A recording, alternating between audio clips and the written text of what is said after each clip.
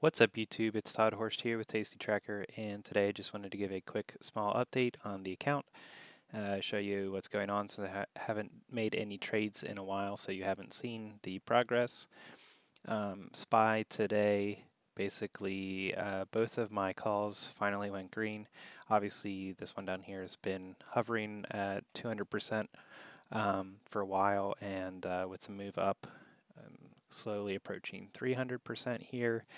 And the September ones are finally starting to make some headway, so that's good that both of those are green.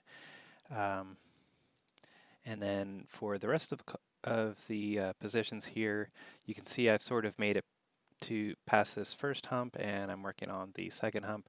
Really, most of that is this Microsoft position, so if I unselect that, deselect, you can see there that I'm basically at, if we were to stay right where we're at, I'll be at full profit and with little downside the whole way down to around 280 again, except for this Microsoft position.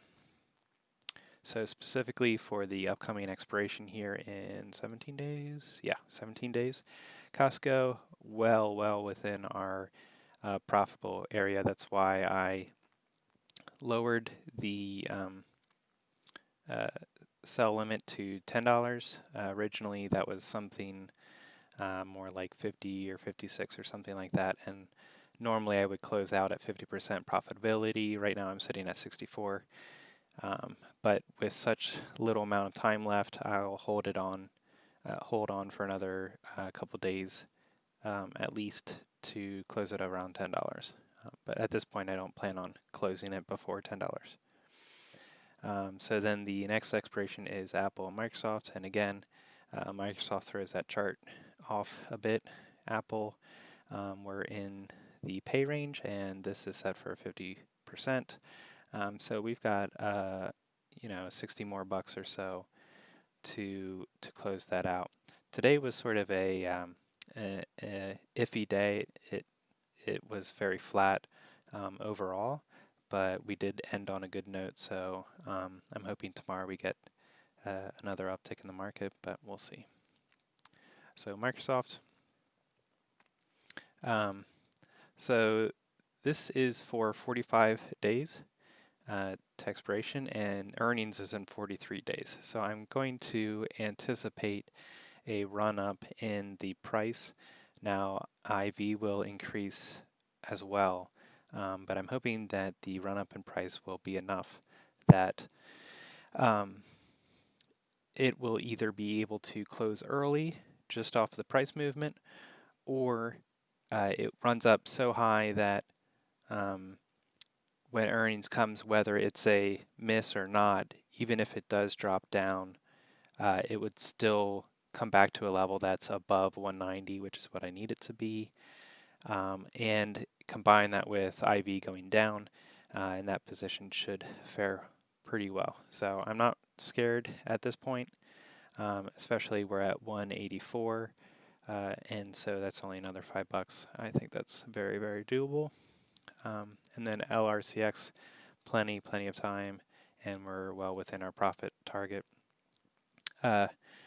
within reach. Now, these numbers are messed up because this is a rolled position, I think.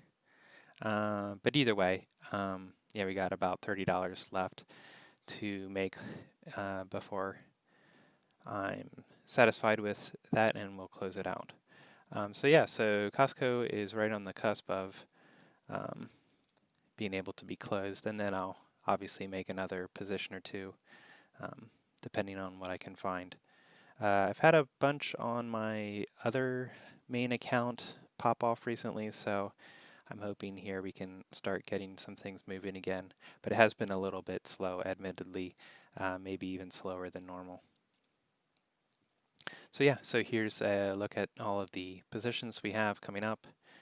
And if we go to the Home tab, we can see it's pretty interesting. There was a 72% gain in April, coming off of the low. And this is just going off of the last day of these months. And then I've been on basically all my accounts right now. I've been hitting 10% each month. So so yeah, we'll see.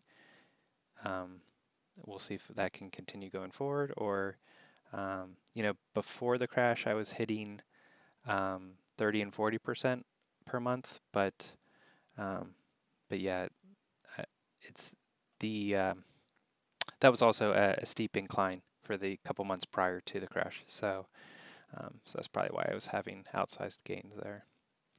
One last thing, I've been slowly chipping away at this option payoff calculator, which I'm not sure what the name will be yet, but here's the heat map.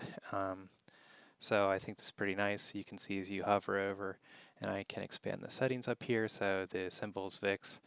This is an actual position I have in my IRA account. So I sold these for 34, and I sold the 42, bought the 43 strike call, playing on it going down. And so here's a nice display of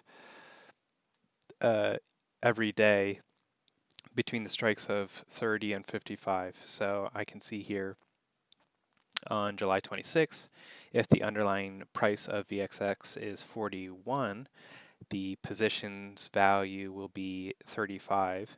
And since I sold it for 34, that would be a negative $1, which would be an ROI of negative 1.52%. So if we choose down here, hover down here somewhere, yeah, so September 14th, underlying price 32, the position has basically zero value, which means I netted $34, but overall my ROI based on how much collateral I had, it would be 51%. So anyway, this is a pretty neat view. Right now the table view is disabled because I was focusing on this chart. Now that I've got this pretty much squared away, now I'll go back to the table view and try to get that situated so it's not so many columns. But anyway, that's it. Basically, the takeaway here is we're getting close to $1,900, and once we get up to 2,000, I'm going to be relaunching the 2 to 10K challenge, and hopefully this time we'll not get hit with such a hard downturn, and we'll be able to make it on the first try. But anyway, at least I didn't blow up my account. I'm pretty happy about that. So thanks, guys. Give a thumbs up if you can.